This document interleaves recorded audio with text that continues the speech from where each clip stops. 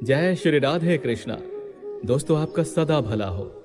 दोस्तों, आज का वीडियो बहुत ही महत्वपूर्ण है, क्योंकि यदि इस वीडियो के अंतिम विचार तक आप डटे रहते हैं तो आप जान पाएंगे कि आखिर बुरे लोगों के साथ अच्छा क्यों होता है और अच्छे लोगों के साथ बुरा क्यों होता है।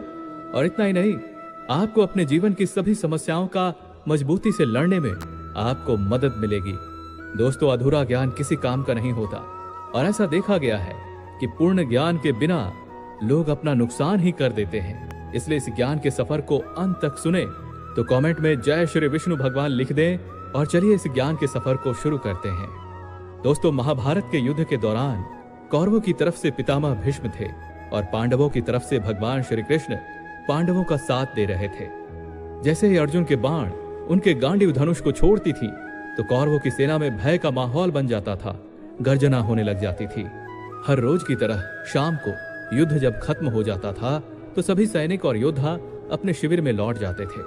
पितामह भीष्म भी जब अपने शिविर में लौटते हैं तो वहां उनसे मिलने दुर्योधन रोज की तरह आ जाते हैं और उन्हें दोष देता है और कोसता है और कहता है कि हे पितामह, न जाने मुझे ऐसा क्यों लग रहा है कि आप हमारा साथ नहीं दे करके पांडवों का साथ दे रहे हैं। युद्ध में आप अपनी पूरी शक्ति का इस्तेमाल लगता है नहीं करते, क्योंकि यदि आप अपने शौर्य का इस्तेमाल करते तो आप पांडवों को जल्द से जल्द मार सकते थे। इस तरह से दुर्योधन हर रोज पितामह भीष्म के शिविर में आकर के उनसे यही बात कहता, और पितामह भीष्म भी हर रोज की तरह एक ही बात सुन सुनकर परेशान हो गए थे। इसलिए एक दिन जब पितामह भीष्म अपने शिविर में वापस लौटे तो उन्होंने देखा कि दुर्योधन वहां पहले से ही बैठा हुआ था, और उनके आते ही वो पहले की तरह ही वापस से उन पर दोषारोपण करने लग जाता है। और इस बार पितामह भीष्म भी दुर्योधन की बातों में आकर के अंत में शपथ ले लेते हैं और कहते हैं कि आज मैं शपथ लेता हूं कि कल ही युद्ध भूमि में मैं सभी पांडवों को मार दूंगा। और ये सुनकर के दुर्योधन को बहुत ही ज्यादा प्रसन्नता हो जाती है और वो निश्चिंत हो जाता है कि वो कल युद्ध को जीत लेगा, क्योंकि वो सोचता है कि पितामह भीष्म ने जब प्रतिज्ञा ले ही ली है तो वो निश्चित ही अपने शपथ को पूरा करेंगे और उससे पीछे भी नहीं हटेंगे। दुर्योधन तुरंत जाकर के अपने कौरव भाइयों और साथियों से कहने लगता है, ये तो बहुत ही खुशी की बात है कि युद्ध कल समाप्त हो जाएगा, क्योंकि कल ही पांडव और उनकी सभी सेना का अंत हो जाएगा। वे सभी लोग मारे जाएंगे। पर दुर्योधन की ये बात कौरवों की सेना में फैल गई, और उसके बाद ये बात पांडवों को भी पता चल गया और उनकी पत्नी द्रौपदी को भी पता चल गई। ये सुनकर द्रौपदी को बहुत ही दुख हुआ, और इसलिए वो भगवान श्री कृष्ण के पास गई और कहने लगी कि हे भगवान, कल कोई जीवित नहीं रहेगा, क्योंकि पितामह भीष्म पांडवों को मार देंगे। और हे प्रभु, ये युद्ध तो आपके ही कारण हो रहा है, इसलिए प्रभु आप हमें कृपा करके बचा लीजिए। इस पर भगवान श्री कृष्ण ने द्रौपदी से कहा, नहीं, ये युद्ध मेरे कारण नहीं हो रहा है, यह युद्ध प्रत्येक के अपने अपने स्वयं के कर्मों के कारण हो रहा है, और तुम्हें इस समस्या का निवारण चाहिए तो इसका निवारण अवश्य ही होगा। इसके बाद भगवान श्री कृष्ण ने द्रौपदी को एक उपाय बताया। उन्होंने द्रौपदी को अपने साथ पितामह भीष्म के शिविर के पास ले गए और द्रौपदी को अंदर जाने को कहा। द्रौपदी जैसे ही अंदर पहुंची, उन्होंने देखा पितामह भीष्म ध्यान कर रहे थे और प्रभु को याद कर रहे थे। उनका ध्यान जैसे ही पूरा हुआ तो द्रौपदी ने सिर झुकाकर उन्हें प्रणाम किया। ये सुनते ही पितामह भीष्म ने उन्हें तुरंत ही आशीर्वाद भी दे दिया और कहा, अखंड सौभाग्यवती भव। उन्होंने जैसे ही अपनी आंखें खोली तो अपने सामने द्रौपदी को खड़े देखा, और पितामह भीष्म द्रौपदी से कहने लगे कि तुमने मुझसे क्या करवा दिया। मैंने तो अभी अभी कुछ समय पहले ही शपथ लिया था कि मैं कल सभी पांडवों को, यानी कि तुम्हारे सभी पतियों को मार डालूंगा, लेकिन अब मैंने अभी अभी तुम्हें सौभाग्यवती भव होने का आशीर्वाद भी दे दिया। मैं तो इस तरह से धर्म संकट में पड़ गया हूं, तो मुझे यह जान पड़ रहा है कि शायद भगवान श्री कृष्ण ने ही तुम्हें मुझसे ये आशीर्वाद लेने को कहा होगा। आखिर वो हैं कहां? द्रौपदी ने कहा, वो आपके शिविर के बाहर ही हैं। फिर पितामह भीष्म ने कहा, ठीक है, भगवान श्री कृष्ण को अंदर आने को कहें। भगवान श्री कृष्ण जैसे ही शिविर के अंदर प्रवेश किए तो पितामह भीष्म ने उन्हें हृदय से प्रणाम किया और कहने लगे, हे प्रभु, आपने मुझसे ये क्या करवा दिया है कि मैंने अपने ही शब्दों से अपने शपथ को तोड़ दिया। कृपया करके इस समस्या का समाधान बताएं। इस पर भगवान श्री कृष्ण कहते हैं कि पितामह भीष्म, आप स्वयं जानते हैं कि इस समस्या का क्या समाधान है। इसके बाद पांडवों को बुलाया गया और फिर वहां पांडव पितामह भीष्म के पास पहुंचे और पितामह भीष्म ने उनसे यह वचन मांगा और कहा कि हे अर्जुन, तुम्हें मेरी बातों को मानना होगा। इस पर पांडव भी सहमत हो गए। फिर पितामह भीष्म ने उनसे वचन मांगा कि हे अर्जुन, मैं चाहता हूं कि कल युद्ध के मैदान में मैं तुम्हारे शस्त्र के द्वारा मारा जाऊं। इस पर अर्जुन पितामह भीष्म से कहते हैं, ये कैसा वचन मांग रहे हैं पितामह भीष्म? मैं आपको कैसे मार सकता हूं? इस पर पितामह भीष्म कहते हैं कि जो भी हो, तुम्हें हर हाल में मेरे प्राण लेने ही होंगे। अर्जुन कहता है कि मैं आपके सामने तो बहुत ही कमजोर हूं, भला मैं आपको कैसे मार सकता हूं? पितामह भीष्म कहते हैं कि यह सही है कि तुम मुझे नहीं हरा सकते जब तक कि मैं अपनी पूरी ताकत से लड़ता रहूंगा, लेकिन इसका भी एक तोड़ है। इसके लिए मैदान में मेरे सामने किसी स्त्री को लाना होगा और उनके पीछे तुम्हें रह करके मुझ पर बाण चलाने होंगे। अर्जुन कहते हैं कि ऐसा कैसे संभव हो सकता है पितामह कि युद्ध के मैदान में किसी स्त्री को लाया जाए? इस पर पितामह भीष्म कहते हैं कि तुम्हारी सेना में एक शिखंडी है जिसे मैं शिखंडिनी कहता हूं, उसके पीछे रह करके तुम मुझ पे बाण चला देना। और अर्जुन ने भी बिल्कुल वैसा ही किया। इस तरह से दोस्तों, भगवान श्री कृष्ण ने सभी को संकट से उबारने का काम किया और पितामह भीष्म की प्रतिज्ञा भी नहीं टूटी। तो दोस्तों, महाभारत के छोटे से प्रसंग से हमें बहुत कुछ सीखने को मिलता है। सबसे पहले तो हमें यह सीखने को मिलता है कि हमें अपने संस्कारों को अहमियत देना चाहिए, क्योंकि संस्कार एक बड़ी चीज होती है। पितामह भीष्म के पास पांडवों की पत्नी द्रौपदी जाकर उनसे प्रणाम करती है, उनसे अखंड सौभाग्यवती होने का आशीर्वाद लेती है। इस तरह से हमें भी दोस्तों अपने संस्कारों को कभी नहीं भूलना चाहिए। संस्कार ही हमें जीवन में ऊंचाइयों तक ले जाते हैं। और यह भी समझने की बात है कि कौरव की पत्नियां भी यदि द्रौपदी की तरह ही भीष्म के पास जाकर के उनसे आशीर्वाद लेती तो उन्हें भी सौभाग्यवती होने का आशीर्वाद मिलता और कौरव भी युद्ध में मृत्यु को प्राप्त नहीं होते। इस प्रसंग से हमें एक और बात सीखने को मिलती है कि अपने जीवन में चाहे कितनी समस्या क्यों ना हो जाए, प्रत्येक समस्या का समाधान इस संसार में होता है। महाभारत में न जाने कितनी ही समस्याएं आई, लेकिन हर एक समस्या का समाधान हमें महाभारत में ही देखने को मिलता है।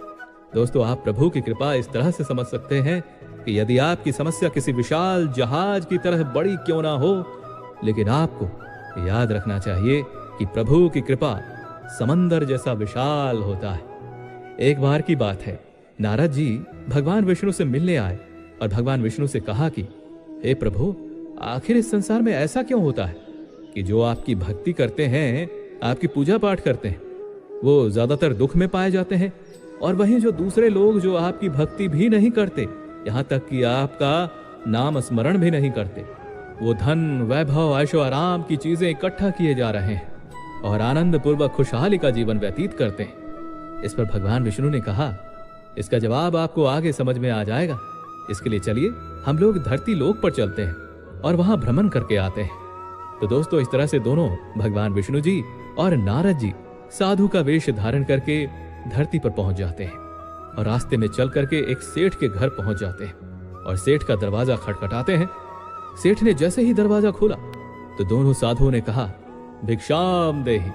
इस पर सेठ जी बहुत ही आग बबूला हो गया और उसने उन दोनों साधुओं को बुरा भला कहने लगा। नारद जी को लगा कि भगवान इस सेठ को कहीं श्राप ना दे दे, इसका व्यापार अब तो बर्बाद हो जाएगा। लेकिन ऐसा कुछ नहीं हुआ। वे दोनों आगे बढ़े तो भगवान विष्णु जी पीछे मुड़ करके सेठ के घर की ओर मुड़े और सेठ को आशीर्वाद दिया कि इस सेठ को और धन मिले और इसका व्यापार और तरक्की करे। ये कहकर फिर दोनों आगे चल पड़े। नारद जी को बहुत ही आश्चर्य हुआ। कुछ देर आगे चलने पर दोनों साधुओं को एक झोपड़ी दिखाई दी जहां एक वृद्ध महिला रह रही थी और सच्ची निष्ठा से पूजा पाठ किया करती थी। और उनकी झोपड़ी के बाहर एक गाय खूंटी से बंधी रहती थी जिसकी वो नित्य प्रतिदिन सेवा किया करती थी। दोनों साधु वहां पहुंचे और झोपड़ी के बाहर आवाज लगाई कि भिक्षाम देहि। बूढ़ी औरत ये सुनकर के झोपड़ी से बाहर आई और उन साधुओं को प्रणाम किया और कहने लगी, हे महात्मा, हम आपको अभी भोजन तो नहीं करा सकते, लेकिन हाँ, गौ माता का दूध आपको अवश्य ही उपलब्ध करवा सकते हैं। बूढ़ी माता ने दोनों साधुओं के लिए आसन बिछाया और एक एक गिलास दूध परोसा और कहा कि हमें कोई चिंता नहीं है, हमें कोई परेशानी नहीं, बस सदा आपकी कृपा हम पर बनी रहे और आप लोग हमें आशीर्वाद देकर ही जाइएगा कि हमारा जीवन ऐसा ही चलता रहे और परमात्मा की भक्ति में ही मेरा जीवन कट जाए, ऐसा आशीर्वाद देकर ही जाइएगा। ये सुनकर के दोनों साधु यानी कि भगवान विष्णु और नारद जी वहां से आगे चल पड़े और कुछ दूर आगे जाने पर भगवान विष्णु जी पीछे मुड़े और झोपड़ी की तरफ मुड़ करके कहना शुरू किया कि तुम्हारी जो गाय है वो कल चल बसे। ये सुनकर नारद जी को फिर से आश्चर्य हुआ और इस बार उनसे रहा नहीं गया और फिर वो भगवान से पूछ ही बैठे कि हे प्रभु, आपकी लीला मैं समझ नहीं पा रहा कि एक तरफ तो जो व्यापारी हमें बुरा भला कह रहा था, हमारा तिरस्कार कर रहा था, उसे आप कह रहे हैं कि उसका व्यापार और ज्यादा फले फूले, उसे और ज्यादा धन मिले। वहीं दूसरी ओर जो बूढ़ी माता है जिसने आपको आदर सत्कार के साथ आपका सम्मान भी किया, उन्हें आप कह रहे हैं कि उनका गाय कल को चल बसे। मैं आपकी लीला नहीं समझ पा रहा हूं, कृपया कर मुझे समझाएं कि ऐसा आप क्यों कह रहे हैं। इस पर भगवान विष्णु नारद जी से कहते हैं, उस सेठ को ज्यादा धन दौलत मिले, मैंने ऐसा इसलिए कहा क्योंकि उसका मोह केवल धन दौलत में ही है, उसकी आसक्ति केवल उसी में है, और जब उसका अंत काल आएगा तो उस मृत्यु के घड़ी में वो केवल धन दौलत के बारे में ही सोचे, ताकि अगली बार वो सर्प योनि में जन्म ले और अगले जन्म में सांप के रूप में किसी तिजोरी के नीचे बैठा मिले। और वहीं दूसरी ओर मैंने बूढ़ी माता जी को ऐसा कहा कि उसकी गाय चल बसे, क्योंकि मैं ऐसा चाहता हूं कि जब बूढ़ी माता का अंत समय आए तो वो गाय के बारे में ना सोचे और वो मेरा सुमिरन करे, परमात्मा को याद करे। और दोस्तों, शास्त्रों में भी ऐसा कहा गया है कि अंत समय में जो कोई भी जिस चीज के बारे में सोचता है, अगले योनि में वो वैसा ही जन्म पाता है। अगर कोई मृत्यु के समय प्रभु को याद करेगा तो उसकी आत्मा भी मृत्यु के बाद परमात्मा में लीन हो जाएगी और वो परमात्मा के धाम को पा लेगा। और दोस्तों, यही इस कहानी का सार है। इसलिए दोस्तों, जब भी हमारे जीवन में कोई परेशानी या मुश्किल की घड़ी आती है या कोई सुख का समय आता है, तो वो परमात्मा की इच्छा से ही होता है। इसलिए उसे हमें मन से स्वीकार कर लेना चाहिए। दोस्तों, अपनों के सामने कभी हाथ नहीं फैलाना चाहिए, भले ही नमक रोटी क्यों ना खाना पड़ जाए। ऐसा इसलिए क्योंकि वो आपके मांगने पर वो नहीं देंगे, और तो और उससे ज्यादा तो आपको ताना देंगे। व्यक्ति जब खुद को होशियार समझता है तो दुनिया बदलने की बात करता है, लेकिन जब समय के मार से समझदार हो जाता है तो खुद को बदलने की सोचता है। परिस्थिति चाहे अच्छी हो या बुरी, उम्मीद रखना शिकायत करने से ज्यादा महत्व रखता है। जीवन में कभी ऐसा मोड़ आता है कि जब सही फैसले लेने का महत्व बहुत ज्यादा बढ़ जाता है। आंखों के सागर से निकले मोती भी अनमोल होते हैं, लेकिन फिर भी मूर्ख लोग इसका कीमत लगाने लग जाते हैं।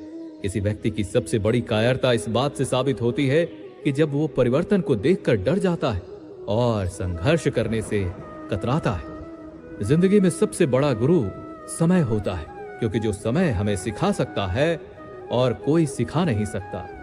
भरोसा अगर किसी ने तोड़ा है तो दोबारा उस पर भरोसा करने से पहले सावधान हो जाना चाहिए, क्योंकि जो बार बार आपके आंसुओं का कारण बने तो कभी आपका अपना नहीं हो सकता।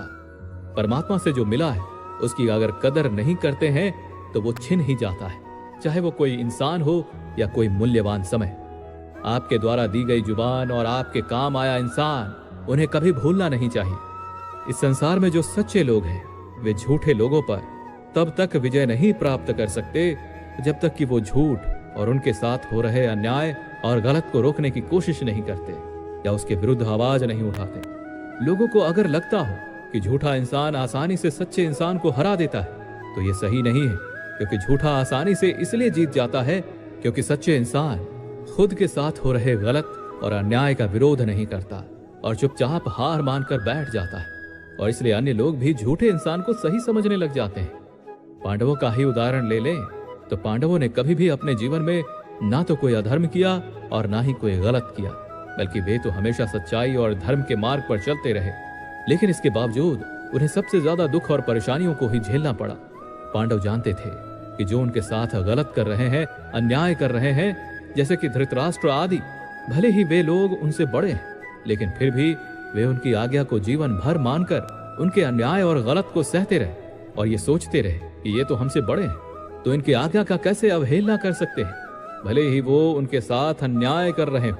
इसलिए पांडवों को अपने जीवन में हमेशा अन्याय और अधर्म का ही सामना करना पड़ा, भले ही वे हमेशा सच्चाई और धर्म के मार्ग पर चलते रहे, जिसके बदले में उन्हें केवल दुख और तकलीफें ही मिली, क्योंकि उन्होंने जीवन भर अन्याय को इतना ज्यादा सहते रहे कि अंत में उस अन्याय और अधर्म के खिलाफ कुरुक्षेत्र की रणभूमि में युद्ध को लड़ना ही पड़ा।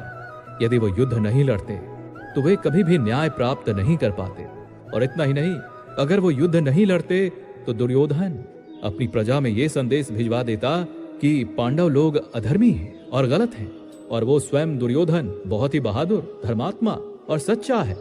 दोस्तों, आज के जमाने में ज्यादातर लोग यही कहते रहते हैं कि अब अच्छाई और सच्चाई का जमाना नहीं रहा।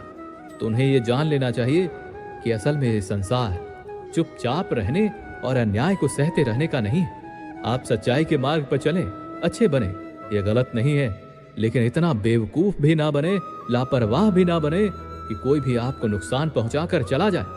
जब लोग किसी के गलत व्यवहार और अन्याय का खुद सामना नहीं कर पाते तो वो कहते हैं कि भगवान खुद ही इसका न्याय करेगा। लेकिन सोचिए, भगवान ने तो आपको भी बुद्धि और वाणी दी है। अगर हर चीज भगवान को ही देखनी थी तो फिर आपकी क्या ही भूमिका रह जाएगी। दोस्तों, भगवद गीता के पहले अध्याय का नाम अर्जुन विषाद योग है, जो अर्जुन के गहरे दुख और संदेह से संबंधित है। जब अर्जुन ने रणभूमि में अपने ही प्रियजनों को देखा, जैसे कि भीष्म पितामह, गुरु द्रोणाचार्य और अन्य रिश्तेदार, तो उसका मन विचलित हो गया और विषाद से भर गया। उसे यह सोचकर बहुत ही ज्यादा दुख होने लगा कि युद्ध जीतने के लिए उसे अपने ही लोगों को मारना होगा। अर्जुन कहते हैं कि हे श्री कृष्ण, इन सब के साथ युद्ध करने से, इन्हें मारने से तो अच्छा होगा कि मैं राजपाट को छोड़ करके वन को चला जाऊं और सन्यासी का जीवन व्यतीत करूं। उन्होंने स्पष्ट रूप से कह दिया कि मैं युद्ध नहीं करूंगा। तब जाकर भगवान श्री कृष्ण ने श्रीमद् भगवद गीता का अलौकिक और दिव्य ज्ञान दिया, जिसे सुनने और समझने के बाद अर्जुन युद्ध करने के लिए तैयार हो पाए। भगवान श्री कृष्ण ने अर्जुन से कहा कि हे अर्जुन, यदि तुम अधर्म को सहते जाओगे और उसके विरुद्ध युद्ध नहीं लड़ोगे तो तुम भी अधर्मी माने जाओगे, और दुर्योधन का ये अधर्म समाज में और भी फैलता चला जाएगा और उससे उन पापियों को और भी ज्यादा शक्ति मिलेगी। असल में दोस्तों, महाभारत की कथा हम सभी की जीवन की कहानी ही तो है। हमारे जीवन में भी कई बार तकलीफें और दुख आती रहती हैं। कई बार हमारे साथ बहुत गलत होता है, लेकिन अगर हम उसे चुपचाप सहते रहेंगे तो सामने वाले हमारे साथ और भी ज्यादा गलत करेंगे।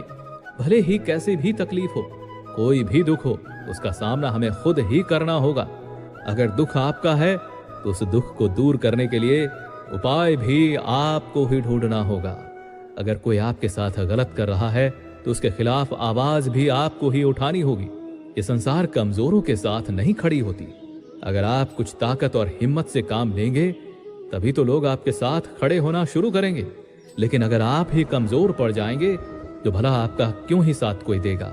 इसलिए दोस्तों, श्रीमद् भगवद गीता की इस शिक्षा को हमेशा के लिए अपने मन मस्तिष्क में बिठा लेना चाहिए कि अगर कोई हमारे साथ गलत करता है, अन्याय करता है, तो उसे बिल्कुल भी सहना नहीं चाहिए, बल्कि उसका सामना हिम्मत और मजबूती से करना है और साहस और धैर्य के साथ जीवन में आगे बढ़ते रहना है।